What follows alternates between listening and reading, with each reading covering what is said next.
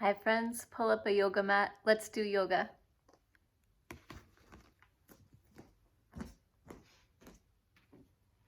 For this sequence, we'll begin standing, and you know you're welcome to grab a blanket and blocks. If you'd like, you could set up near a wall.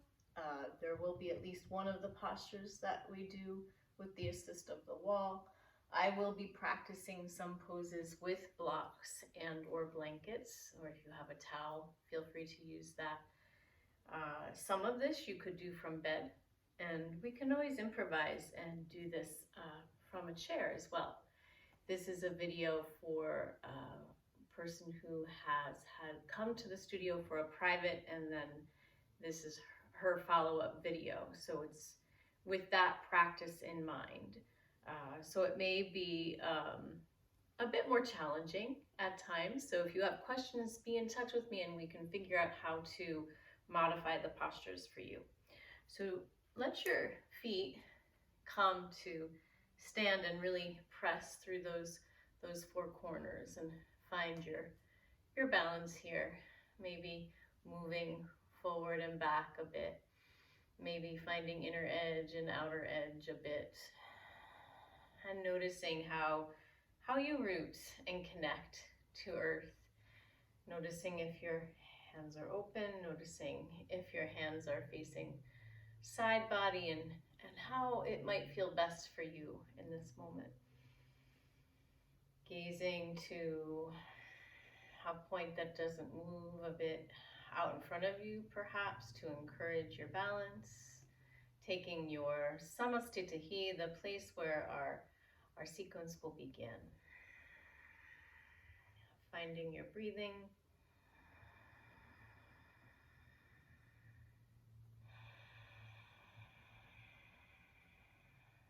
And as you feel ready to begin, your arms might reach out enough or forward enough. Fingers interlace and palms press up for this Vinyasa Krama sequence. Your chin could tilt forward as your palms continue to face the ceiling. They may start to move behind your head a bit. My fingers are all interlaced here and I'm breathing.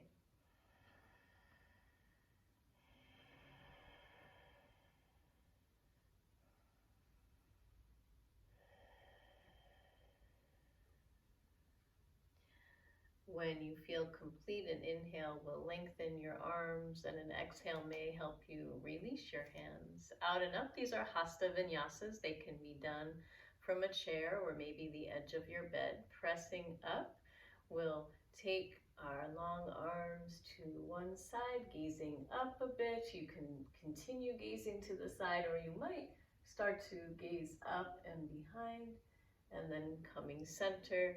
And we'll see what happens on the other side, gazing out to the side, perhaps up a bit.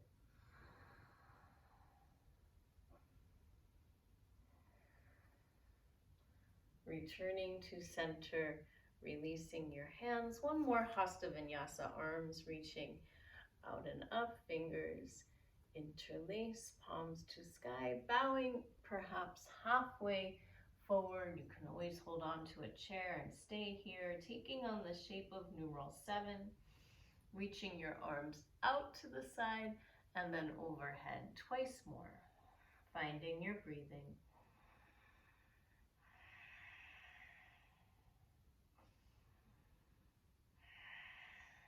And after your third swim, fingers interlace, palms press, you lift and lengthen and hands release.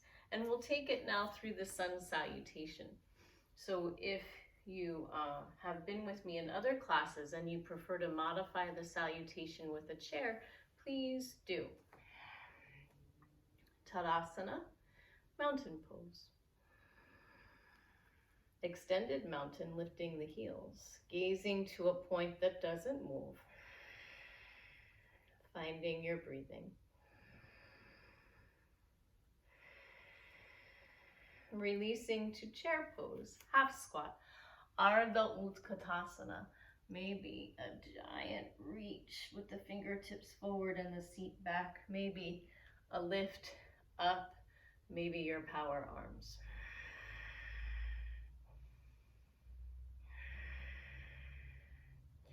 Fingertips make their way to blocks or the toe tips. One foot could step back or you may stay for a bit of lunge. You could take it to a knees down plank or a knees up plank. You can press through your toes to bring your shoulders forward.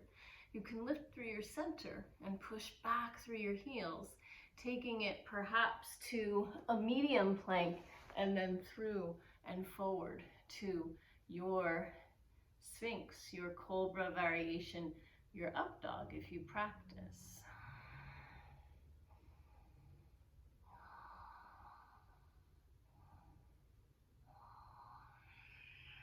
Taking it back to child's pose, puppy dog, or down dog, as you wish, and any combination of a couple or a few of those.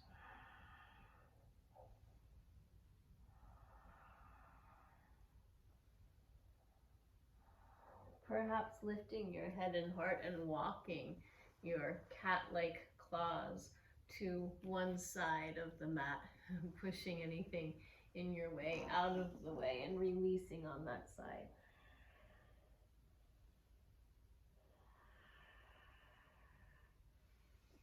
Lifting up and taking it to the other side.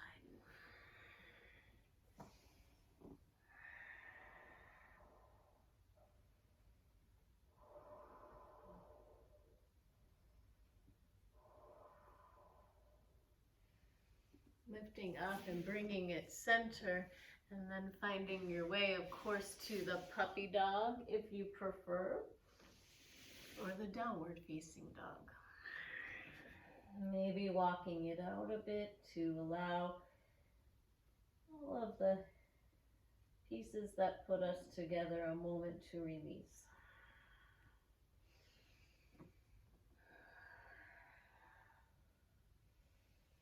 Perhaps taking a turbo dog as you gaze to your thumbs, you could step the other foot forward compared to the foot that stepped back for a bit of lunge, and making your way all the way forward to the half fold where you know hands could be on your shins or your knees or your blocks or the mat, and perhaps if you practice the full fold.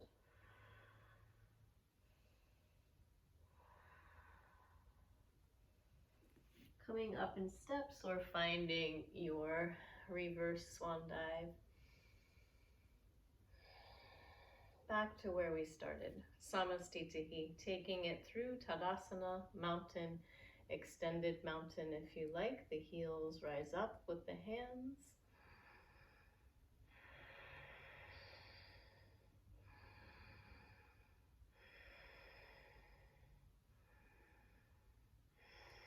Releasing to the half squat, maybe a big reach, maybe a lift up, maybe your power arms.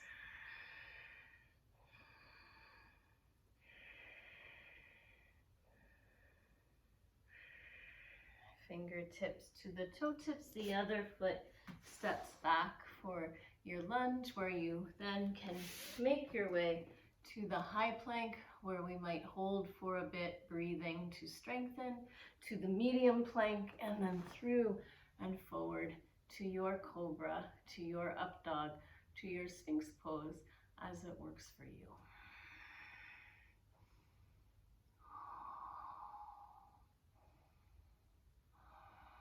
Taking it back, child's pose, puppy dog, as you wish.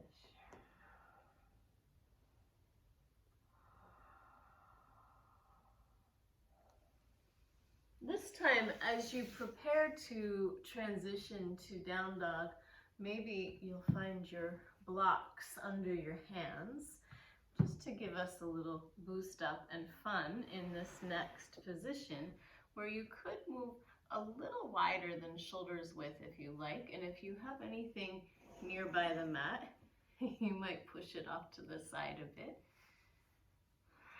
Downward facing dog, Adho Mukha Svanasana, taking it to what we sometimes call a turbo dog, where the heels lift, the knees bend, the tail points. We gaze to the thumbs, and you might even bend the elbows a bit and pull them in. And we'll practice hopping to and even coming into a squat when you land, or through the blocks. So eventually you might be pressing down and lifting up so much so that your seat moves through the blocks and you have a seat. It's a practice. Turbo Dog may help you. A classical way to approach this hop through is to find your good inhale, to hold the breath, and on the hold of the breath hop, and then when you land, to exhale again. So see what works for you. If holding the breath doesn't work, don't do it. Find your breathing. And sometimes we slide on through. See what works for you. Maybe give it another try. Or if you're having fun, pause the video and keep practicing. And landing in your staff pose, pressing for a moment through your palms, maybe flexing your feet, maybe pointing your toes. Aha. And now I'm down here on the floor. Okay, now I think you can see a little better. We're going to move into a supine sequence that actually eventually leads up to shoulder stand. So I think I need to tilt the phone a moment. Excuse me while I do that. I want you to be able to see everything that happens on the floor now. There we go. That's a little better. And we'll see how it goes. So again, if you have questions, reach out to me. Email, text, phone call, and we'll figure it out. You can lower down one hand or one arm at a time. Promise me, as always, that you have safe space behind you. And perhaps you'll move on down one vertebra at a time. And we'll start, once again, with a nice big stretch. So you might need to move away from your wall a bit. And then we'll bring the arms out to the side, and the feet will walk to one side, where I have a candle and a crystal and a plant, and your head will turn away from the side your feet slid or walked toward. And you're breathing.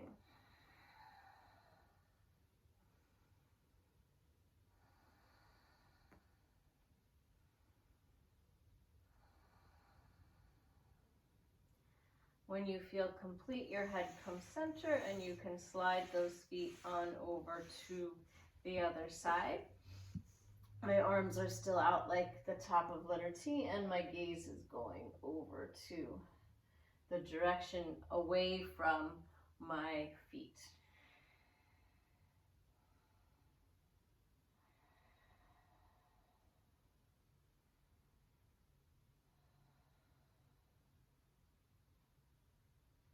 Head comes center, feet come center, and we'll pull one leg in. You could grab a belt and hook that belt around the back of your upper leg. You could roll up a blanket or a towel and hold that.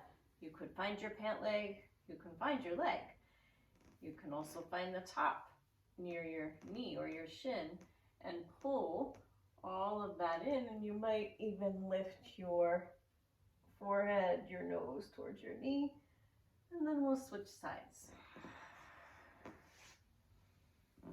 Hugging the way it makes sense for you.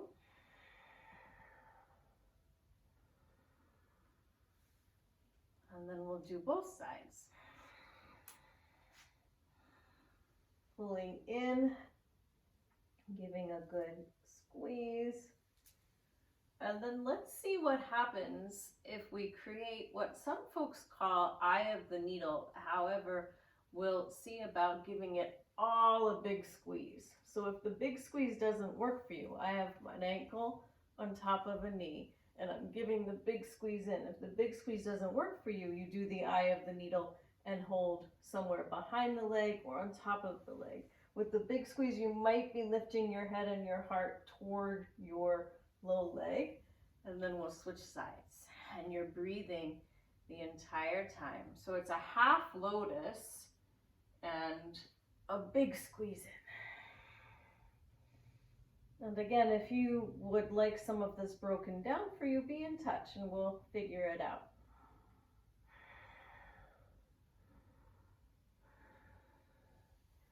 And then releasing down, we'll give all of that a big hug in 3 times. So no longer the half lotus, but both knees in, and then release. And 2 more, big squeeze in, and then release. And 1 more. And now we move into what some of us know as bridge pose. In classical yoga, this might be known as desk pose. So your arms could stay long, your arms could bend, you could press into your palms, and when you're ready, typically we inhale as we lift the hips. And you may notice where your knees feel best with your heels and where your knees feel best with your hips, breathing.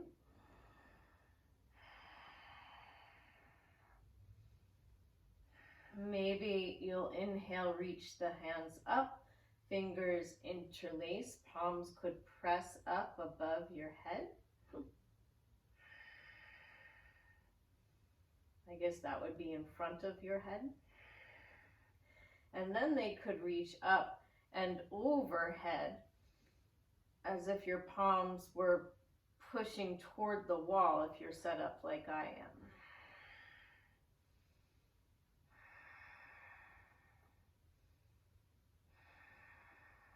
And then releasing your arms. And as you come down, see about releasing your upper back, your middle back, and you might even give your lowest back a little tilt before you lower it all the way down. And you can always rest with your knees resting against each other. I'm going to move right into the next sequenced pose for the bridge series here, or desk pose series.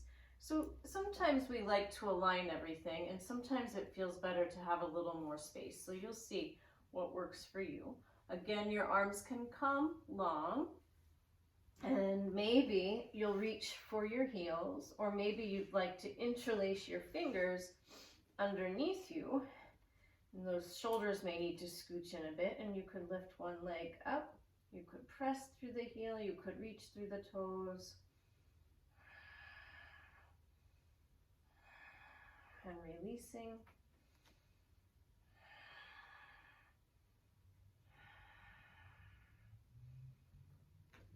And when you are ready to come down in order of the spine, please, upper back, middle back, you might even give that lowest back a little tilt and bring it down as best you're able in order of the vertebrae, excuse me. 1 vertebra at a time. So this next part I'm going to do with a block. If you would prefer not to, you don't have to, but you might want to watch first. So I'm lifting up into the pose, but then sliding a block to support my hips, the back of my hips basically. I have my arms long, and I'm going to reach 1 leg forward. So if you did this without the block, you might have your fingers interlaced underneath you, lifting your body enough so, well, we can lift up off the block too, that eventually your toes might touch down. And then that block is there to catch you if that works for you. And we'll switch sides. Finding your breathing.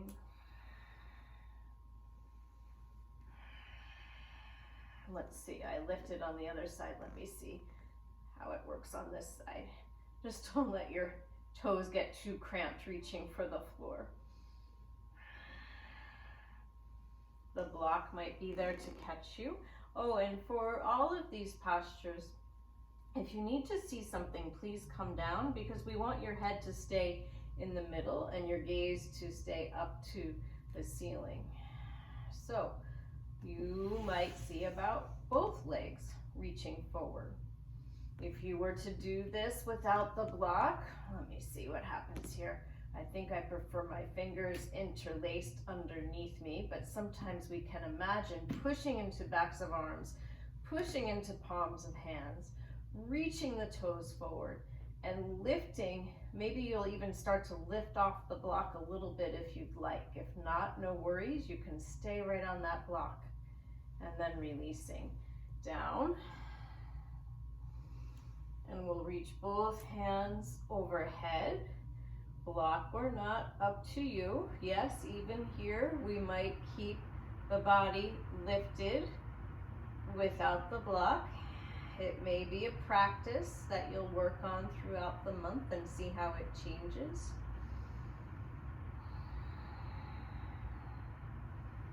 And then bringing hands down, I'm going to come up and off of the block and lower down, again in order of the spine. And this next pose I first learned as fish pose. So you might bring a roll of blanket under the length of your spine. You might bring a roll of blanket to support your shoulder blades, moving more horizontally across the back of your shoulder blades. I have my hands under my hips and my seat now, and I'm going to let my head reach back for the mat. If your neck is not happy doing that, come up by looking to the ceiling, lower down, and have a block there to catch your head. And if you're on the blanket, you might want the block there as well. Some of us like the head in line with the heart. Some of us like the head higher up than the heart. Just see how your neck is feeling. And some of us really like the head lower than the heart. We're all, needing a little something different. So let's see what happens with the block in place. Hands moving underneath if you're not using the blanket. Head reaching back to the block if you like. You can keep that, or you might grow what some of us call the fish fin. The palms can meet up over maybe near the navel center. You could lift one part of your fishtail. You could lift the other part of your fishtail. You could lift both. Breathing.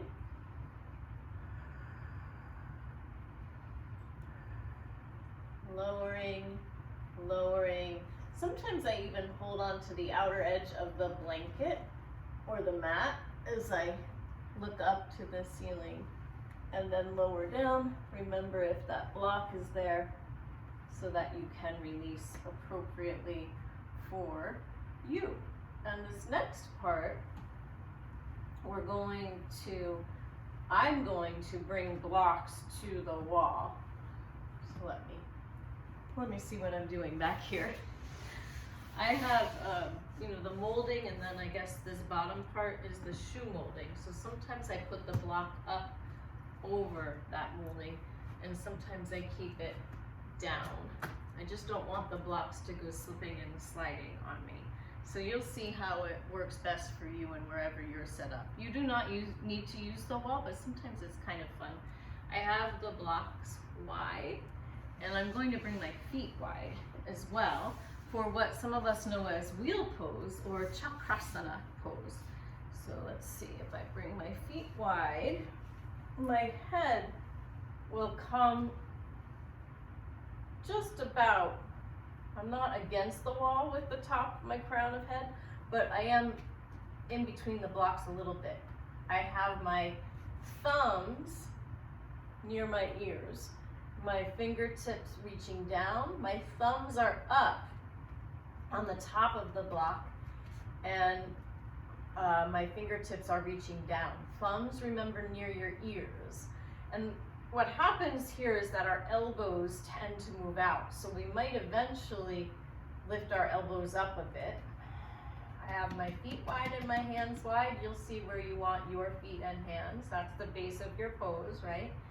And then as you press down, you might lift up to the crown of your head, or you might lift all the way up, and you're breathing, finding your breathing.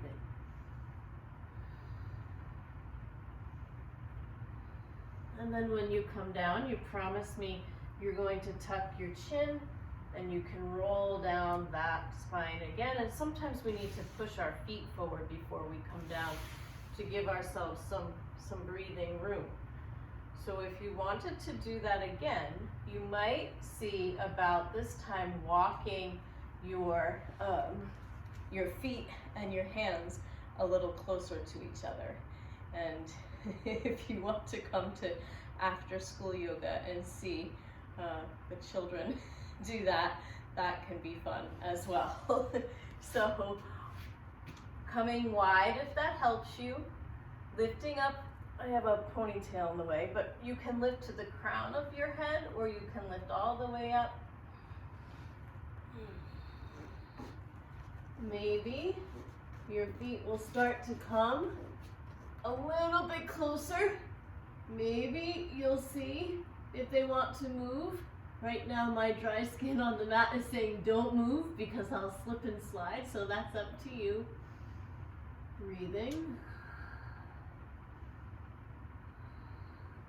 Tucking your chin, rolling down the spine. Sometimes we rest with the knees against each other.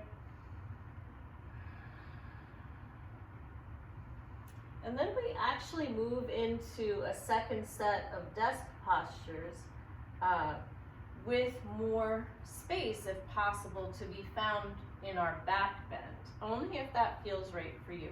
So I'm going to bend at my elbows this time, just so to see if I can lift up a little more. Maybe you'll hold your ankles, maybe your heels, maybe you'll interlace those fingers and see if it makes sense to lift up even a tiny bit higher.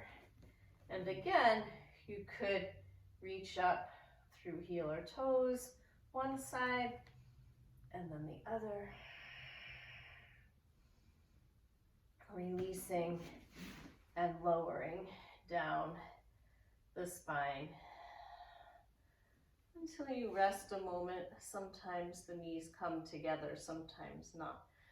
Now I'm going to move away from the wall so I have room for a bit more of our supine sequence here. After the stretch with the arms overhead, one arm will come next to me and one arm and leg will reach up. My toes and my fingers are apart, and then we release and we do this top arm comes next to your hip and we'll lift the other side.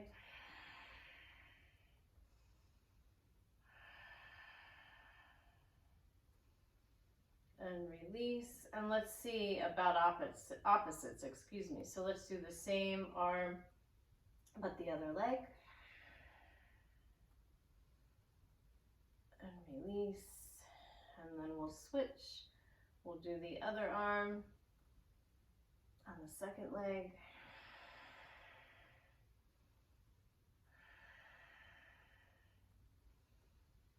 And release. And we'll do all four next. So you may start with basically a 90-degree angle.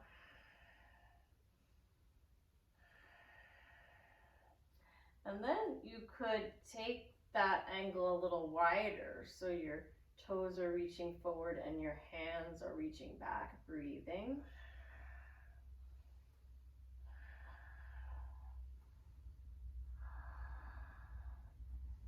And then bringing the legs up and the hands down, breathing. All for a shoulder stand preparation. And when you're ready, maybe your fingertips and your toe tips will just touch. So this last part really could be done from a bed, although sometimes it's nice to have the floor underneath us so it's not too soft. And we can balance things out a bit. And then maybe the tops of your feet will start to move into the palms of your hands a bit.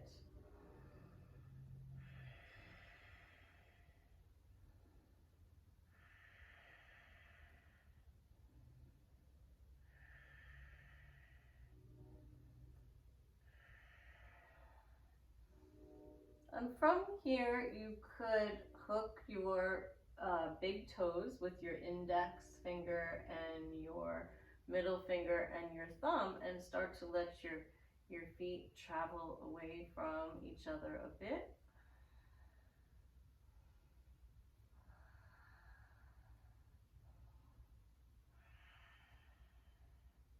And then bringing the feet back together, you might lift the seat up a bit while you're still holding onto your big toes. It may feel like you're coming into plow pose, but not just yet.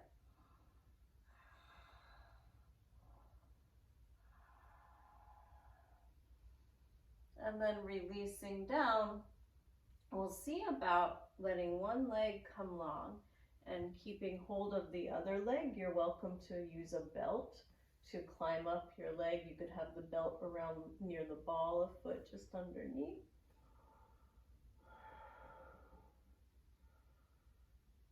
And then maybe some people use peace fingers around big toes. Some people hold inner edge of foot. Maybe you'll bring this foot out to its matching side. Your other hand could hold the other leg a bit, or it could reach out to the side and let your shoulders release. You could also turn yourself around and press your long leg foot into the wall, which is a nice way to give ourselves a bit of a foundation in this supine pose. You might have, I have a little bit of a block waiting for me over here for your foot or your leg to press into or lean into. And then we'll bring this leg center and we'll switch hands. So the hand that was just holding will reach out to its side. You can always bend the leg if keeping it long isn't correct for you right now. And then this leg can reach to, you've crossed the midline, to the opposite side. And again, you could have blocks over here waiting for you to let your shin or your foot lean against. And sometimes we have one shoulder that pops up a bit, so you can do a little lifting and lowering.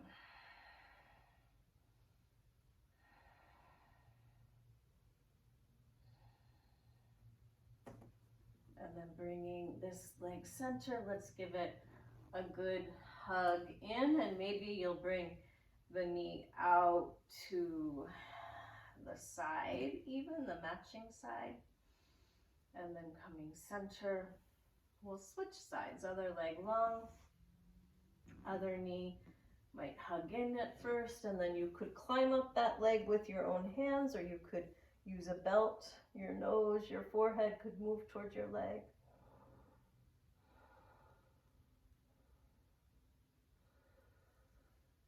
Releasing head and heart. Again, you could hold the big toe. You could hold the inner edge of foot. Sometimes we hold somewhere on the leg.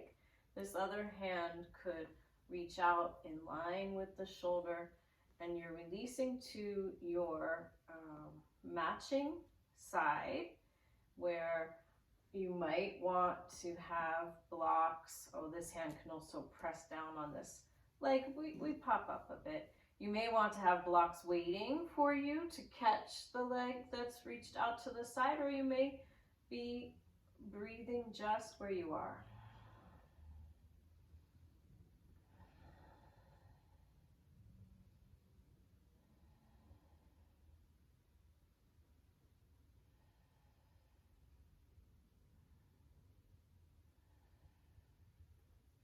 And then bringing this leg center, you could switch hands.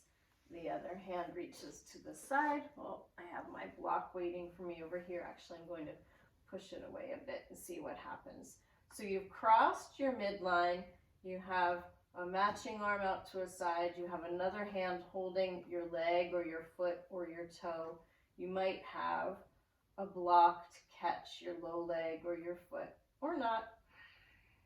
And sometimes we really just want to bend this knee that's crossed the midline. So you decide what makes sense for you, please.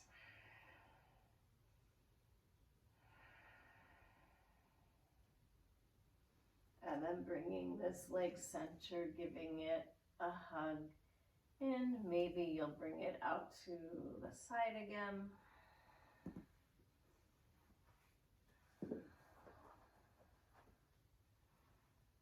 And then bringing that center.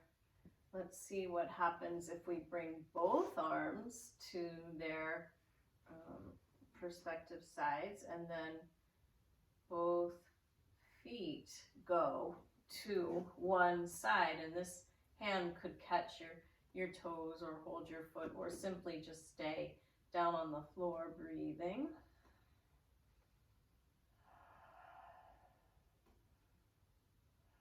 And as you press down, you'll see about lifting those legs up and taking them on over to the other side. And sometimes one side is a little different than the other.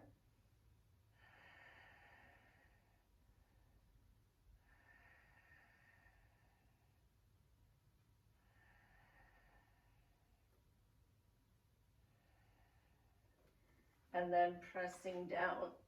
Wow, that's the different side for me, lifting up. And maybe giving those knees another hug in. And giving yourself permission to rest. You're welcome to turn around and get those legs to rest on up the wall. That's what I'll try now. Sometimes we even like to make a little boost with the blocks. You know, they have 3 different levels. And see where our feet might land. Of course, you can grab your layers. And of course, if you'd rather just be on your back, supine, on your side, on your belly, prone, it all works. These are suggestions. So I have my feet resting in what some call a resting goddess. And I might even give my arms the resting goddess, but let me add my layers here first as we slow down. Sometimes the body likes a little extra warmth, right?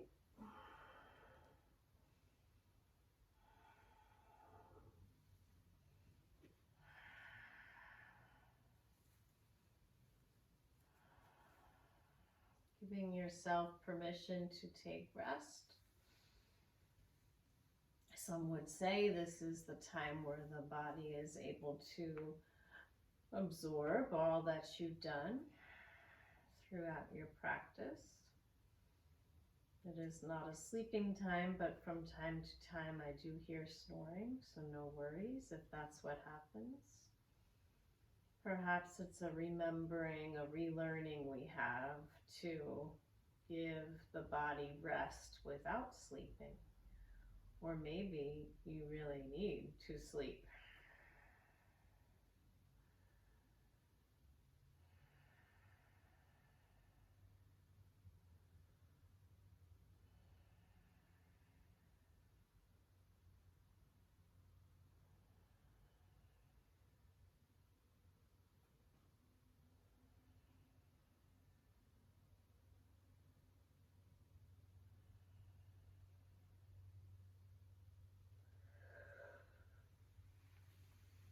You're welcome to rest for as long as you would like.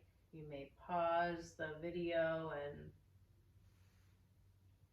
come back to our ending breath work and mantra meditation when you feel complete. Some may take a 5, 10, 15 minute what we would call shavasana or restorative rest. For the sake of the time on my phone with the video, I'm going to start to come back, but if you do not feel complete, please give yourself more rest time. So when you're ready, you might start to awaken, through fingers and toes, maybe through ankles and wrists. Maybe a gentle hug. Guide you over to one side.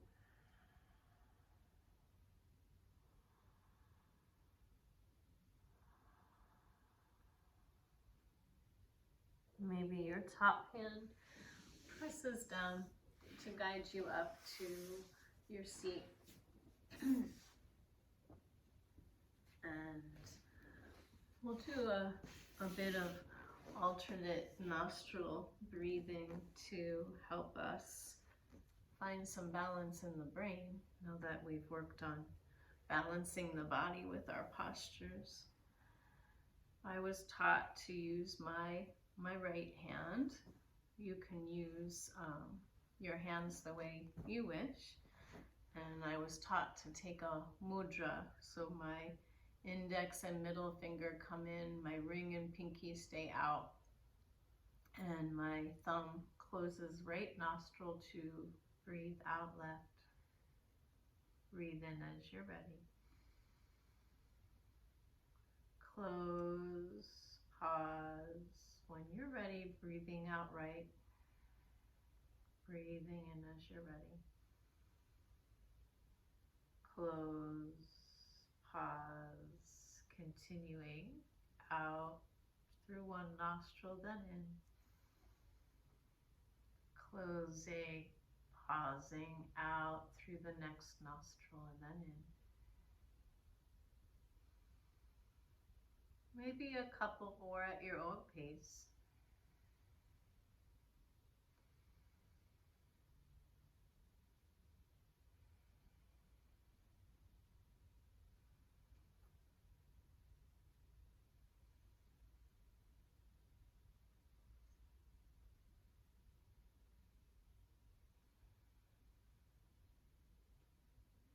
And when you feel complete, releasing after your exhale, bringing hands to your heart center if you'd like, and finishing with your with the Sanskrit sounds Sampratiham.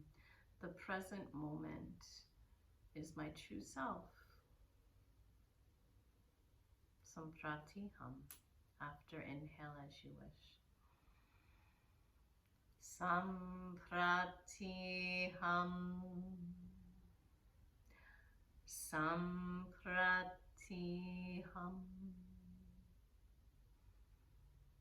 Sampratiham.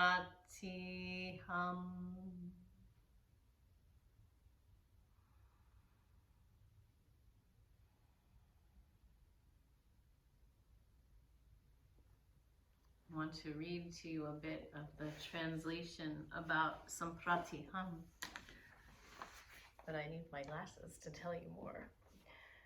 So, I don't need more to be complete. Here I come. I am whole right now. I don't need this moment to be anything other than what it is. It is enough right now. I can trust myself by looking within for what I seek. By being here and being grateful now, I feel truly alive in the present moment.